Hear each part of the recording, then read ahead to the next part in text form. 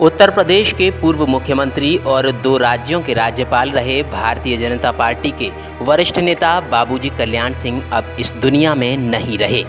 उन्होंने लखनऊ के SGPGI hospital में अंतिम सांस ली।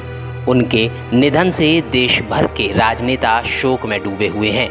बाबूजी के निधन के बाद यूपी में 3 दिन का राजकीय शोक तथा 1 दिन का अवकाश घोषित किया गया है। अयोध्या स्थित श्री राम मंदिर के प्रमुख प्रणेता कल्याण सिंह मुख्य रूप से अलीगढ़ के अतरौली तहसील स्थित मढ़ौली गांव के निवासी थे। उनका जन्म 5 जनवरी 1932 को उत्तर प्रदेश के अलीगढ़ में हुआ था। उनके पिता का नाम श्री तेजपाल लोधी और माता का नाम श्रीमती सीता देवी था। बचपन से ही राजनीति के क्षेत्र में रुचि रखने वाले कल्याण सिंह जल्दी ही चर्चित नेता के रूप में उभर कर आए और सन 1967 में वे पहली बार विधायकी का चुनाव जीते। इसके बाद सन 1969 में कल्याण सिंह दूसरी बार विधायक बने और 1974 में तीसरी बार उन्हें जनता का अपार समर्थन मिला। इसके बाद आपातकाल के दौरान मीसा के अंतर्गत कारावास में 25 जून 1975 से दिसंबर जनवरी 1977 तक रहे।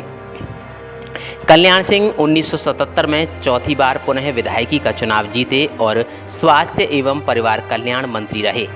इसके बाद सन 1985 में कल्याण सिंह 5वीं बार विधायकी का चुनाव जीते तथा इस बार उन्हें उत्तर प्रदेश भाजपा की कमान सौंपी गई और उन्हें पार्टी का प्रदेश अध्यक्ष बनाया गया।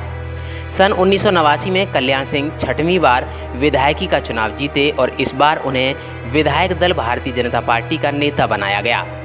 इसी क्रम में 1991 में वे 7वीं बार विधायक चुने गए और इस बार उन्हें उत्तर प्रदेश का मुख्यमंत्री चुना गया। उनका यह मुख्यमंत्री कार्यकाल 24 अगस्त से 6 दिसंबर 1992 तक चला।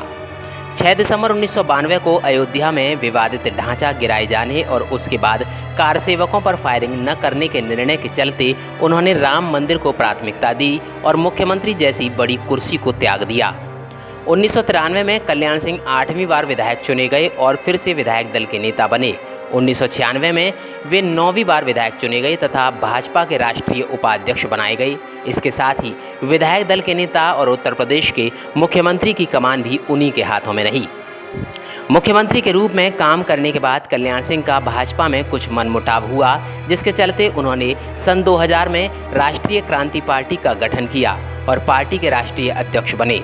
सन 2004 में बुलंदशहर संसदीय क्षेत्र से भाजपा के सांसद निर्वाचित किए गए और 2009 में एटा संसदीय क्षेत्र से निर्दलीय प्रत्याशी के रूप में सांसद निर्वाचित हुए। 2014 में कल्याण सिंह को राजस्थान के राज्यपाल के रूप में नियुक्त किया गया। वह हिमाचल प्रदेश के भी राज्यपाल रहे। जनसंघ के प्रमुख कार्यकर्ता और कल्याण सिंह के साथ में काम करने वाले वरिष्ठ समाजसेवी राजाराम मित्र उनके विषय में चर्चा करते हुए कहते हैं कि कल्याण सिंह बहुत ही अच्छे नेता थे। उनकी भाषण शैली से लोग आसानी से प्रभावित हो जाया करते थे। क्षति तो बहुत बड़ी है। उसका एक सबसे बड़ा कारण ये है देश के लिए कि जो बहुत बड़ा मुद्दा था राम जन्मभूमि का, और उस मुद्दे को केवल कल्याण सिंह जी के आधार पर ही उस समय वो मंदिर का एक आधार बन गया। जब बाबरी मस्जिद का विनाश हुआ, बाबरी मस्जिद का जो ध्वंस हुआ वो केवल कल्याण सिंह जी के दृढ़ता के कारण हुआ और इसलिए कल्याण सिंह जी का जो कद था वो अंतर्राष्ट्रीय कद बन गया, क्योंकि राम कण कण में व्याप्त हैं, राम सर्वत्र व्याप्त हैं और हिंदू की रग रग में राम व्याप्त हैं। इसलिए हिंदू मन के आधार पर कल्याण सिंह का कद बहुत बड़ा हो गया था। अच्छा, लंबे अरसे से आप भी जो है संघ के लिए कार्य करते रहे हैं, माननीय कल्याण सिंह जी भी कार्य करते रहे थे, तो आपका निश्चित रूप से उनसे मुलाकात रही होगी, वार्तालाप हुए होंगे, तो उनकी राजनीतिक और सामाजिक व्यवहार्यता कैसी थी? कल्याण सिंह जी से मेरा संपर्क आज के हिसाब से लगभग 50 साल हो गए। राजनेता का जो व्यवहार होता है वो बड़ा मिलनसार होता ही है, लेकिन कल्याण सिंह जी का इस विषय में ज़्यादा व्यवहार कुशल थे और हर एक की बात को सुनते थे और सुनने के बाद फिर वो अपनी शालीनता के आधार पर हम लोगों को अगर कहीं विरोध था तो हम लोगों को अपनी शालीनता के आधार पर वो संतुष्ट करते थे। 1975 में जब देश में इमरजेंसी लगी और इमरजेंसी में हम सब लोग ही जो संघ के कार्यकर्ता थे सब इधर से उधर हो गए। कल्याण सिंह जी भी पकड़े गए, हमारे नम्मान जी भी पकड़े गए, उनका परिवार भी पकड़ा गया, लेकिन हम अंडरग्राउंड में काम कर रहे थे जो कुछ भी था। तो उसके बाद जब इमरजेंसी हटने की बात आई और चुनाव का विषय आया तो हम लोग संघ के कार्यकर्ता बैठे थे।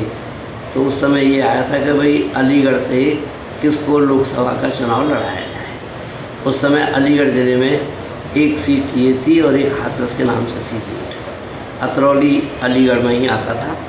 उसमें मैंने जो नाम दिया था, मैंने 2 नाम दिए थे कि या तो कल्याण सिंह जी हो या सब्स्टिट्यूट जो है वो के नम्मान जी हो। तो चूँकि हम राजनीतिक क्षेत्र में तो काम करते नहीं थे, संघ के क्षेत्र में काम किया है हमने, इसलिए वो कल्याण सिंह जी का नाम आगे बढ़ गया। तो कल्याण सिंह जी को जिससे भी, चाहे लोकसभा का हो या विधानसभा का हो, जब जब जैसा मौका आया पार्टी ने जो निर्णय किया वो मान लिया गया। एक बात। दूसरी बात है कि कल्याण सिंह जी की कुछ कामों में बड़ी दृढ़ता रही। जैसे मैंने कहा कि राम जन्मभूमि मंदिर का निर्माण के लिए, तो उससे पहले यहाँ कल्याण सिंह जी का आंदोलनों में खूब आगे बढ़ते ही रहे थे। एक बार अलीगढ़ में कुछ सभाएं हुई, तो उस सभा में एक ही दिन में 2 सभाएं हुई। एक गांधी पार्क में हुई और एक कलेक्ट्री कचहरी में हुई। कलेक्ट्री कचहरी का मैं संचालन कर रहा था। भीड़ बहुत थी, काफ़ी लोग बैठे थे, बड़े अधिकारी बैठे थे, बड़े नेता बैठे थे। लेकिन उस समय संचालन करते करते मेरे ध्यान में कहाँ से या तो सरस्वती माँ की कुछ कृपा रही हो, वो ये हुआ कि जब मैंने नाम प्रपोज किया तो मैंने कहा कि अब मैं भावी मुख्यमंत्री कल्याण सिंह जी को आह्वान कर रहा हूँ कि वो अपना वक्तव्य दें। तो उस पर बड़ी तालियां बटी और कल्याण सिंह जी भी बड़े हंसे और उनके साथी भी बड़े हंसे। उन्हें भाई तुमने भावी मुख्यमंत्री कैसे कह दिया। मैंने कहा भाई ये तो निकल गया मुझसे और जो होना होता है वो होता है। उसके बाद ही चुनाव हुए और कल्याण सिंह जी मुख्यमंत्री बने। तो ये कल्याण सिंह जी के वहाँ से प्रारंभ काल का विषय रहा। एक विषय और आ गया, कल्याण सिंह जी मुख्यमंत्री बन गए। कल्याण सिंह जी का संघ के कार्यालय पर आना जाना मुख्यमंत्री होने के बाद भी जारी रहा। अलीगढ़ में पंडित दीनदयाल उपाध्याय के नाम से जो हॉस्पिटल बना है, उस हॉस्पिटल को उन्होंने स्वीकृति ली WHO के माध्यम से और उस का कार्यकर्ताओं ने विरोध किया कि इस अलीगढ़ में मेडिकल पहले से ही उसी क्षेत्र में है और दीनदयाल हॉस्पिटल भी उसी क्षेत्र में उसके पास बन जाएगा, तो जो कुछ भी लाभ उठाएंगे वो मुसलमान उठाएंगे। तो हमारे कार्यकर्ता ने, देवेंद्र सक्सेना ने कहा कि मैं 100 बीघा ज़मीन मडराट के पास दिलवा देता हूँ। तो हमने सब लोग कार्यकर्ताओं ने मान लिया। कार्यकर्ताओं के बीच में कल्याण सिंह आए तो मैंने, क्योंकि लोगों ने सबने कहा भाई कल्याण सिंह मुख्यमंत्री, उनसे कौन करेगा। तो मैंने कहा मैं राजाराम मित्र बात करता हूँ और उनसे मैंने संघ कार्यालय पर खूब ज़ोर शोर से बात रखी और मैंने कहा जी आपने जो निर्णय लिया है कि दीनदयाल हॉस्पिटल वहाँ बनना चाहिए, वो हम सब कार्यकर्ता इसका विरोध करते हैं और हम यहाँ आपको 100 बीघा ज़मीन दिए देते हैं। तब फिर उन्होंने कहा कि भाई जिस संगठन से पैसा आ रहा है, मैंने वहाँ जो नक्शा भेजा है वो इस स्थान का भेजा है जहाँ पर दीनदयाल हॉस्पिटल बनना है। अगर आप चाहें तो हॉस्पिटल वहाँ यहाँ नहीं बनेगा, लेकिन दोबारा से उसको करूँगा तो कितने दिन लगेंगे, कितने दिन नहीं लगेंगे, शायद नए स्थान पर वो उसे हमें नई मौका मिलेगा। इसलिए अगर बनना है तो यहाँ बन जाएगा, वरना तो अलीगढ़ में नहीं बनेगा। फिर कार्यकर्ताओं ने कहा कि भाई ठीक है, क्योंकि कुछ ना कुछ तो लाभ हमें अलीगढ़ में होगा। तो ये उनके दृढ़ निश्चय की बात थी कि जिस निश्चय को उन्होंने बाबरी मस्जिद गिराने के वक्त में दिखाया, वही दीनदयाल हॉस्पिटल के बारे में दिखाया। मेरा उनसे संपर्क बराबर बना रहा। एक बार हम लखनऊ गए उनसे मिलने किसी काम से, तो हमारे साथ हमारे विधायक के नम्मान जी भी थे। सुरजीत सिंह डंग जो है वो PWD मंत्री थे, उनसे मिलना था। तो जो नम्मान जी थे उनको देख करके सुरजीत सिंह डंग भी खड़े हो गए। लेकिन उसके बाद कल्याण सिंह जी से हमारी मुलाकात फिर हुई अपने बात से। तो इतने दिन के बाद काफ़ी गैप हो गया था, क्योंकि वो राजनीति में चले गए थे और हम संघ के कार्यकर्ता थे। तो इतने दिन के बाद भी जब हम उनसे मिले तो उन्होंने कहा ये राजाराम जी कैसे आए।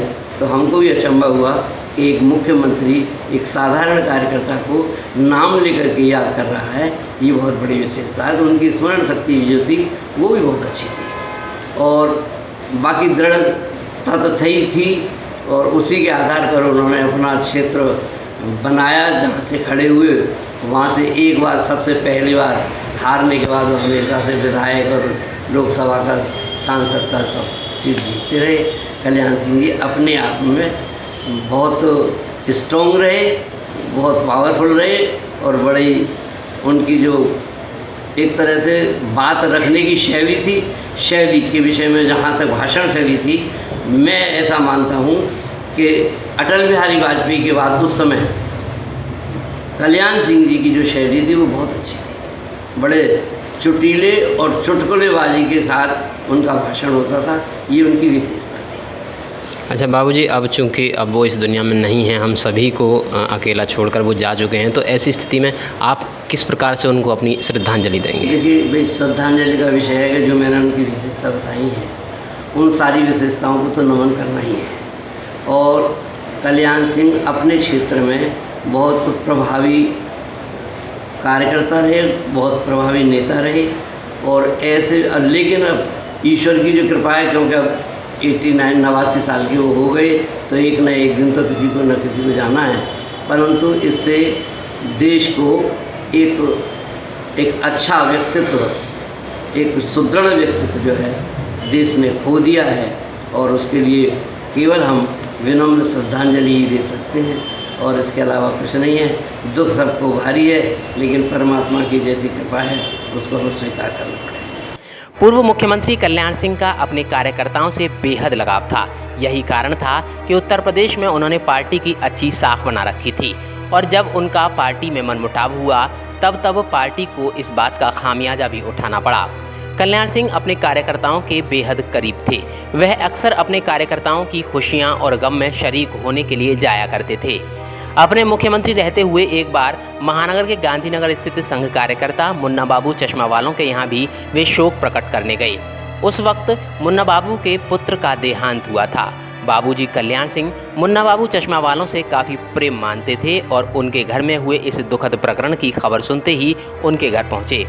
भारतीय जनता पार्टी के वरिष्ठ नेता सुभाष बाबू गुप्ता बताते हैं कि बाबूजी कल्याण सिंह जब भी किसी कार्यकर्ता से मिलते थे तो उसमें हिम्मत और आत्मविश्वास जगाया करते थे और हमेशा यह कहते थे कि जनता की सेवा को अपनी प्राथमिकता बनाओ। यदि आप जनता की सेवा करोगे तो निश्चित रूप से जनता भी आपको उसका फल ज़रूर देगी। उत्तर प्रदेश के 2 बार मुख्यमंत्री रहे और 2 बार अलग अलग राज्यों से राज्यपाल रहे श्री कल्याण सिंह जी का निधन हो चुका है।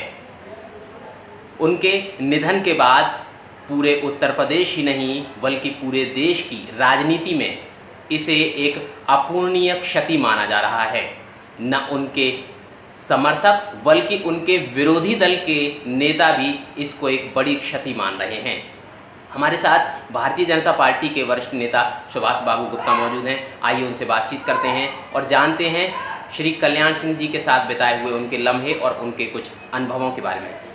सुभाष जी, ये बताएं सबसे पहले कि श्री कल्याण सिंह जी के साथ में एक बार ऐसा माना जाता है कि वो एक बार यहाँ अलीगढ़ में जब आए थे तो मुख्यमंत्री रहते हुए यहाँ गांधीनगर में, जहाँ हम इस वक्त बैठे हुए हैं, गांधीनगर में भी उनका आना हुआ था। क्या वाक़या था, क्या कहना चाहते हैं? बाबूजी माननीय कल्याण सिंह जी जब अलीगढ़ के मोहल्ला गांधीनगर में आए थे उस समय हमारे स्वर्गीय मुन्ना बाबू जी चश्मे वाले जो हैं उनके बेटे का निधन हुआ था।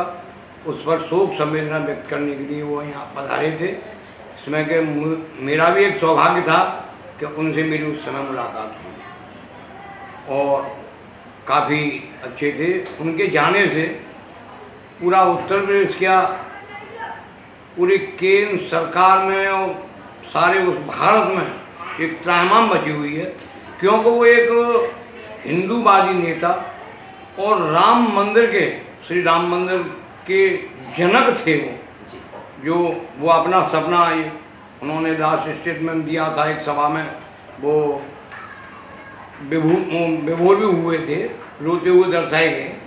तो उन्होंने कहा था कि मैं जब भी ये मरूँ, मेरा सपना होगा तो मुझे भाजपा के झंडे में जाऊँगा। आज उनकी ये तमन्ना तो पूरी हो गई, परंतु वो रामलला के नींव तो रखवा गए, परंतु वो दर्शन नहीं कर पाए। इसकी हमें बड़ी कष्ट हो रहा, हमें अंदर से कष्ट हो रहा है कि बाबूजी के जाने से अपूर्णीय क्षति है, इसको कभी पूरा नहीं किया सकता। अच्छा, आप पुराने समय से भारतीय जनता पार्टी से जुड़े हुए हैं, तो श्री कल्याण सिंह जी के साथ में आपने कोई ऐसा कोई घटनाक्रम आपके साथ रहा हो, आपने उनके साथ में कोई समय बिताया हो, कैसे राजनीतिज्ञ थे वो? बाबूजी बहुत ही कुशल राजनीतिक, अच्छे वक्ता, विरोधियों को भी अपनाने वाले ऐसे व्यक्तित्व को मैं सादर नमन करता हूँ। और मैं तो खैर बहुत छोटी चीज़ हूँ, बाबूजी के सामने तो मैं कुछ नहीं हूँ, ना के बराबर हूँ, परंतु बाबूजी कुछ ऐसी बातें किया करते थे जो कि दिल को लगी हुई, यानी हिंदुत्ववादी के लिए, और उन्हीं की प्रेरणा से मैं भी अपना पूरा जीवन नतीजों भाजपा में ही करूँगा। अच्छा सुभाष बाबू, आपसे एक बात और जानना चाहेंगे। अलीगढ़, चूँकि अलीगढ़ उनकी जन्मस्थली रही है और अतरौली में उनका गांव भी मौजूद है, जहां पर उनके नाते रिश्तेदार अब भी मौजूद हैं, तो अलीगढ़ से उनका विशेष प्रेम रहा था। ऐसा ही माना जाता है कि जब वो मुख्यमंत्री रहे थे तो उनके जीवन में जो दो बड़े उपलब्धियाँ मानी जाती हैं, एक तो श्री राम मंदिर का प्रकरण माना जाता है, इसके अतिरिक्त जो उन्होंने अपने जीवन काल में अपने मुख्यमंत्री रहते नकल माफियाओं पर जो नकेल कसी थी, और अतरौली से उन्होंने इस बात की शुरुआत की थी। अतरौली में उन्होंने कई विद्यालयों की भी स्थापना की और यह उदाहरण पेश किया कि कैसे हम नकल विहीन परीक्षा जो है करवा सकते हैं। तो आप उनके इस कार्य के लिए क्या कहना चाहेंगे? बाबूजी ने जो नकल का अध्यादेश लाए थे जी, वो बहुत सराहनीय योग्य था, क्योंकि नकल से पास होने से तो फेल होना बेहतर होता है। क्योंकि जब तक हमें अकल नहीं होगी हम एग्ज़ाम कैसे देंगे, और अकल से एग्जाम देंगे तो हम पास होंगे, पास होने के बाद हमें ज्ञान आएगा, गुण आएगा। नकल से तो कोई बेकार है। बाबूजी का नकल का अध्यादेश बहुत बढ़िया था और उस समय बहुत कम लोग ही पास हुए थे। अच्छा, उस वक्त का रिज़ल्ट बहुत वैसा आया था, बहुत कम लोग पास हुए थे, लेकिन क्या ये माना जा सकता है निश्चित रूप से कि जितने भी लोग उस वक्त उत्तीर्ण हुए थे तो वो लोग निश्चित रूप से ब्रिलियंट छात्र थे, निश्चित रूप से ब्रिलियंट थे और अपने जीवन में उन्होंने निश्चित रूप से तरक्की भी की होगी? बिल्कुल, जो व्यक्ति अपने ब्रिलियंट पने से काम करता है, उसमें हुनर होता है, वो व्यक्ति कभी भी कहीं भी किसी भी जगह कामयाबी को ही छूता है।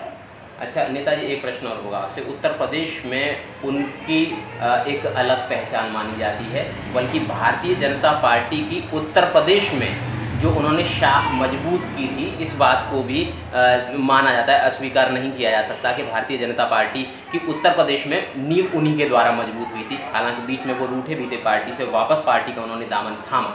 तो उत्तर प्रदेश में उनकी भूमिका पर आप क्या कहना चाहेंगे? बाबूजी की भूमिका पर तो कुछ कहना शेष ही नहीं है। जो भी आज पार्टी जिस उत्तर प्रदेश में जिस स्तर पे है जी, वो सिर्फ और सिर्फ बाबूजी की देन है। जी, और बाबूजी ने त्याग भी किया। एक परिवार जब होता है तो उसमें रूठा भी जाता है, मनाया भी जाता है। बाबूजी को कुछ रूठे चले गए, पुनः बाबूजी ने सत्ता संभाली तो उसके बाद शिखर तक पहुंचा दिया भाजपा को, इसमें तो कोई दो राय ही नहीं। तो अब अंतिम पलों में जब बाबूजी हम सभी को इस दुनिया से छोड़कर विदा हो चुके हैं, तो किस प्रकार से उनको श्रद्धांजलि देना चाहेंगे आप? भाई श्रद्धांजलि तो बाबूजी को अपनी क्षति तो है ही होंगी, और उनको हम तो नम आँखों से श्रद्धांजलि दे पाएंगे, जी, क्योंकि हमारे मूल जनपद के हैं, जी, मुख्यमंत्री भी रहे, राज्यपाल जी भी रहे, और कल 23 तारीख को उनका अंतिम संस्कार भी होना है। इसमें सभी लोग जाएंगे और जैसा होगा भाई, स्कूल मित्रों के अलावा तो कुछ रखा ही नहीं है कहने के लिए, वो अंतिम विदाई देंगे। निश्चित रूप से श्री कल्याण सिंह जी जो कि अब हमारे मध्य इस दुनिया में नहीं रहे, लेकिन उनके द्वारा जो रास्ता भारतीय जनता पार्टी के कार्यकर्ताओं को दिखाया गया है, उसी रास्ते पर, उन्हीं पद चिन्हों पर चलकर भारतीय जनता पार्टी निरंतर शिखर की ओर बढ़ रही है। और भारतीय जनता पार्टी के तमाम नेता आज उनकी अंतिम यात्रा में शामिल होने के लिए, उनके अंतिम दर्शन करने के लिए एकत्रित हो रहे हैं। उनके अंतिम दर्शन के लिए अलीगढ़ के स्पोर्ट स्टेडियम में, अहिल्याबाई होलकर स्पोर्ट स्टेडियम में उनको रखा जाएगा, उनके पार्थिव शरीर को, और अंतिम दर्शन के लिए लोग उमड़ेंगे। अभी से वहां पर तैयारियां होना शुरू हो गई हैं, जैसी हम जानकारी मिली है। तमाम फोर्स वहां पर पहुंच चुका है और तैयारियां की जा रही हैं। बहुत ही जल्दी उनका जैसे ही शव वहाँ पर, पार्थिव शरीर वहाँ पर आ जाएगा, लोग अंतिम दर्शन करेंगे और कल यानी कि 23 अगस्त को उनको अंतिम विदाई दी जाएगी। राष्ट्रीय स्वयंसेवक संघ के महानगर कार्यवाह रतन कुमार मित्र कहते हैं कि बाबूजी कल्याण सिंह का निधन आरएसएस के लिए भी एक अपूर्णीय क्षति है।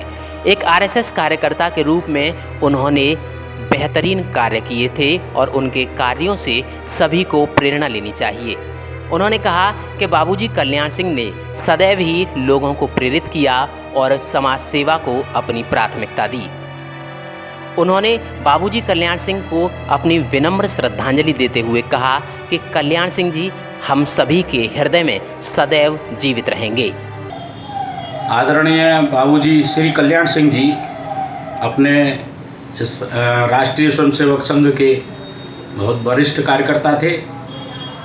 एक अनुशासित सिपाही के रूप में उन्होंने संघ के माध्यम से राजनीति में प्रवेश किया और राजनीति में सही रूप में देखा जाए तो एक ऐसा स्तंभ जिसे कहते हैं कि अलीगढ़ महानगर के लिए वो वरदान के रूप में थे। मुख्यमंत्री रहे, ऐसा अभी तक अलीगढ़ से कोई मुख्यमंत्री नहीं था।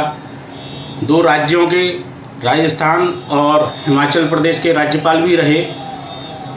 उनकी आकस्मिक निधन की ये सूचना हम सबके लिए बहुत ही दुखदायी है और निश्चित ही संघ के लिए और उनकी पार्टी भारतीय जनता पार्टी के लिए एक अपूर्णनीय क्षति है। तो संघ की ओर से किस प्रकार की श्रद्धांजलि आप देंगे उन्हें? सही मायने में राष्ट्रीय स्वयंसेवक संघ की ओर से किसी राजनेता को श्रद्धांजलि नहीं दी जाती, लेकिन चूँकि वो राष्ट्रीय स्वयंसेवक संघ के कार्यकर्ता पहले थे, स्वयंसेवक रहते हुए ही उन्होंने संघ की प्रेरणा से ही राजनीति में प्रवेश किया, इसलिए अलीगढ़ महानगर की पूरी राष्ट्रीय स्वयंसेवक संघ की कार्यकारिणी की ओर से मैं उन्हें हृदय से भावपूर्ण श्रद्धांजलि अर्पित करता हूँ। ऐसे सिपाही, ऐसे कार्यकर्ता बहुत ही कम हमारे मध्य आ पाते हैं जिन्होंने हर क्षेत्र में एक आयाम स्थापित किया। उनका जीवन अपने आप में प्रेरणादायी था। ऐसे प्रेरणास्पद कार्यकर्ता को हम सभी अपनी श्रद्धांजलि अर्पित करते हैं। बाबूजी कल्याण सिंह का पार्थिव शरीर 22 अगस्त की शाम तक अलीगढ़ पहुंच गया और अहिल्याबाई होलकर स्पोर्ट्स स्टेडियम में उनके अंतिम दर्शन का सिलसिला शुरू है। अनगिनत कार्यकर्ता उनके चरणों में नमन करने के लिए और उनके अंतिम दर्शन करने के लिए लगातार आ रहे हैं। उनका अंतिम संस्कार 23 अगस्त को नरौरा में गंगा घाट के किनारे पर किया जाएगा, जिसके लिए अलीगढ़ और बुलंदशहर का प्रशासन पूरी सक्रियता के साथ लगा हुआ है। स्पेशल कवरेज के लिए प्रदीप पंडित के साथ दिलीप कुमार, वरुण चैनल, अलीगढ़।